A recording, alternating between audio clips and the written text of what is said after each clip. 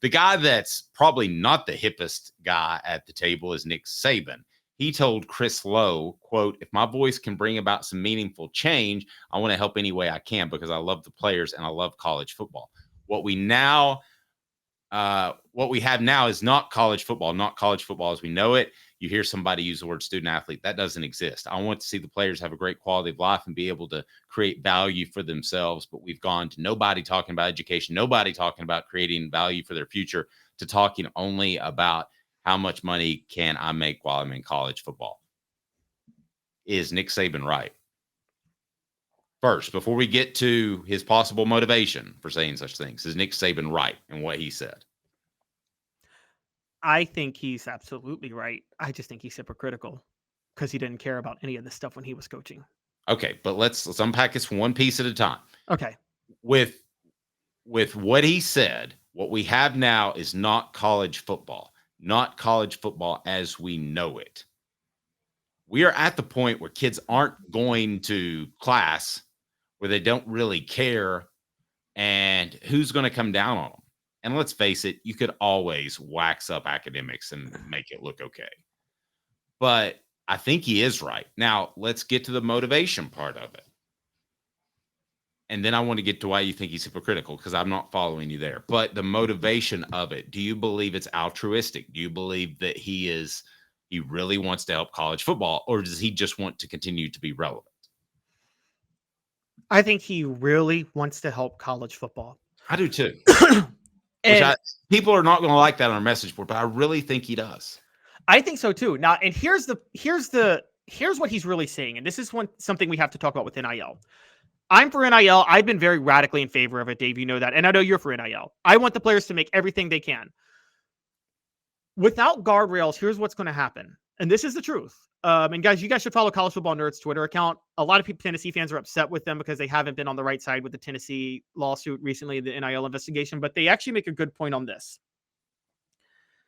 NIL, the way it's going, is not going to look out for athletes. Because, Dave, let's think about this. How many college football athletes would you say actually have monetary value to their name? That's an interesting question. Okay. I would say, well, I'll tell you, here's the definition.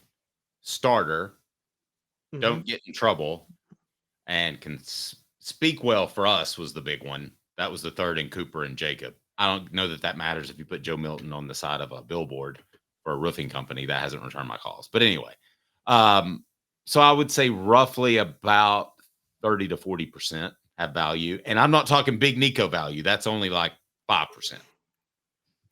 Exactly. So 30 to 40%. So that means 60% of college football athletes don't have NIL value.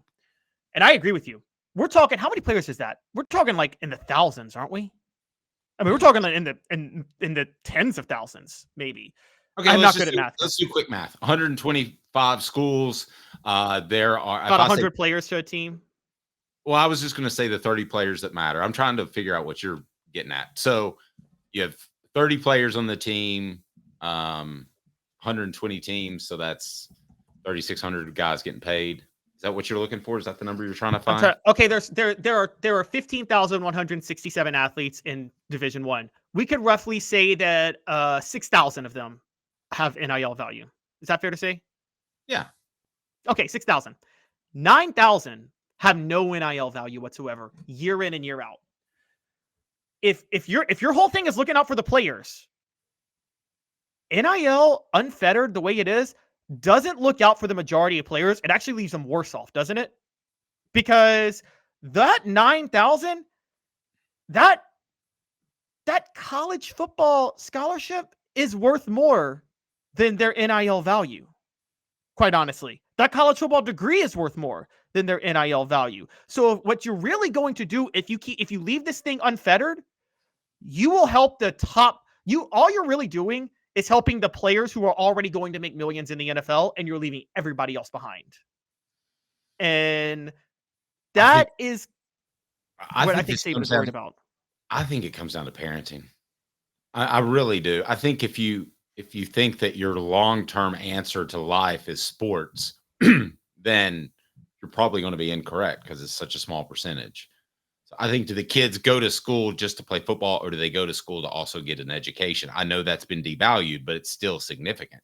I mean, if you have a degree from the University of Tennessee, it allows you to get in the door to a lot of jobs that you wouldn't otherwise have, right, Caleb? Exactly. Exactly. But I don't that's think players see that at all, which is unfortunate. and no student loan debt, which man, I would love. Oh, So yeah. yeah. And look, but that's yeah, exactly. So but Dave, what's going to happen if here's what's going to happen if goes the way it goes. You're going to see the top 20. You talked about this. You're going to see fewer and fewer schools that can afford this NIL and all the players going to those schools. And then the rest of the sport is totally left behind. And there's no opportunities for those players if you leave it unfettered. So basically, year in and year out, opportunities for, as we agree, 9,000 kids are just gone. They're gone. They're out the door if we don't somehow regulate this going down the road. Now, I'm not calling for what Tommy Tuberville did because that was BS what he tried to do. Can I ask you this? Would you be okay with a young man saying, I'm majoring in football? And so he doesn't have to go to classes. He can just go practice. He can just go lift weights. He can do all that to get better in football. But he is not a student athlete. Now, that's a monumental shift in a sport that has used the term student athlete for about 100 years. Would you be okay with that? Curious if you'd go that far, just Caleb Calhoun, if he was in charge. Yes, on one condition. If that player could come back at any time after football for free and get a degree and something else. I'm okay with that too. But that's my one caveat to it. Well, and you want to know who actually mastered what a lot of these guys are doing now was Peyton Manning. He took very few classes his last year at Tennessee because he had already graduated. So there's a lot of players right now that are basically majoring in football too. I mean, we talked to Cooper on a regular basis, and yeah, I mean, it's a chance to focus on football. You might take a little bit more classes in the spring than the summer, but listen, if football was just a degree, I've got no problem with it. Mead says Cordero Patterson did that. May have. But I'm fine with the guys walking around and being representatives of the university. They don't have to go to class to be a good representative of the university. Right. No, I agree. By the way, remember Derek Dooley's suggestion that they should be able to pull scholarships for players who don't perform? Remember when he called for that? Well, that was the dumbest thing ever because they do that. Yeah. The scholarship, they just don't tell anybody about it. What I was so I want to get to why I think Nick Saban's hypocritical on this real quick. Okay. Nick Saban's talk is about protecting the nine. What I've told you. What he's saying is about protecting the 9,000 athletes that have no NIL value. I think and then that, by the way, 9,000, that doesn't even include Division II athletes and Division III athletes and those athletes. He wants to protect the value of all of those other players, and he wants to protect their future and make sure that the opportunity is available for them. Did he really care about that when he was recruiting at Alabama? Was he really looking out for the 9,000 players that have no NIL value when you're loading up on 5 stars all over the place? And by the way, you're sending players to prep school because you oversigned and lied to players when you oversigned? I'm going to put a huge, massive target on myself. Okay, so message board, have at me. Just rip to no end. But I think if the NCAA had 100 Nick Sabans, they'd be in much better shape. I think he is one of the few that really, really care about the health of the sport. Now, I also think he's very scared. And I think when you go through something like this, which is a massive shift from being a head coach at Alabama to retired, I think he wants to be around and keep that connection. I don't think it'll last. I don't think he'll keep that connection, but I think he wants that connection because I think he's scared. But at the end of the day, I think Nick Saban was good for college football. So I'm not going to tell him to get away. It would be really nice if he had a satellite office in Tuscaloosa that wasn't at the university and he could work for the SEC, but I don't make those decisions. I'm with you. I wish, by the way, if this whole super conference forms, I don't think it's crazy that Nick Saban wouldn't be in the running for commissioner. No, quite honestly. Do that. I think he would. I think he wants to be involved that much with the sport. And I think he'd be better than Greg Sankey. I know you and I disagree on that, but even though Greg Sankey and Nick Saban, I still think they're the same person, but that's a different story because I've never seen them in the room together and they talk very similar. So yeah, no, guys, have you ever seen Greg Sankey and Nick Saban in the same room together? Okay, it's Clark Kent, puts on the glasses, and he's Greg Sankey. Takes them off, he's Nick Saban.